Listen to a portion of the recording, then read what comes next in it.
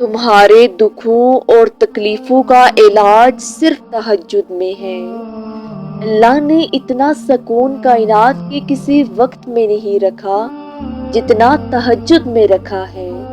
تہجد ایسا پردہ ہے جو تمہارے اور اللہ کے درمیان حائل ہونے والے فاصلے سے اٹھ جاتا ہے، تاکہ نہ تمہارے مانگنے میں مشکل آئے اور نہ اس کی عطا میں۔ اللہ تمہیں تہجد تک لے کے آیا ہے تو جان لو کہ اس نے تمہارے لیے عشق کو چن لیا ہے، یعنی تمہارے لیے خود کو چن لیا ہے، اور اس نے تمہاری ہر فریاد پر ان کا ارادہ باندھ لیا ہے۔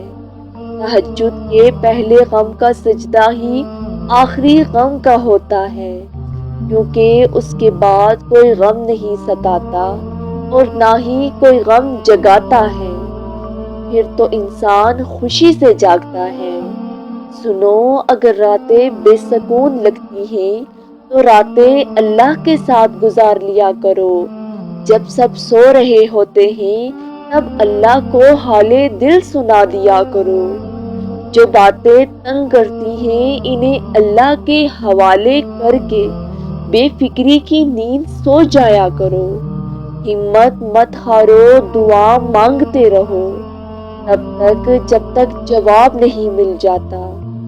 جب وہ تمہیں صبر کی انتہا پر لے آتا ہے تو یقین رکھو کہ اب آزمائش ختم ہونے والی ہے، اور پھر ہر اس چیز سے نواز دیا جائے گا جس کے لیے تم راتوں کو اٹھ اٹھ کر جولی پھیلایا کرتے تھے۔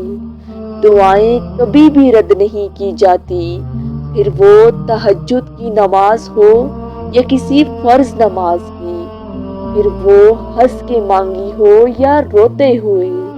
اور سنو نادان، جو کافر کو کبھی خالی ہاتھ نہیں لوٹاتا، تمہیں لگتا ہے وہ تمہیں کیسے بے یار و مددگار چھوڑ سکتا ہے؟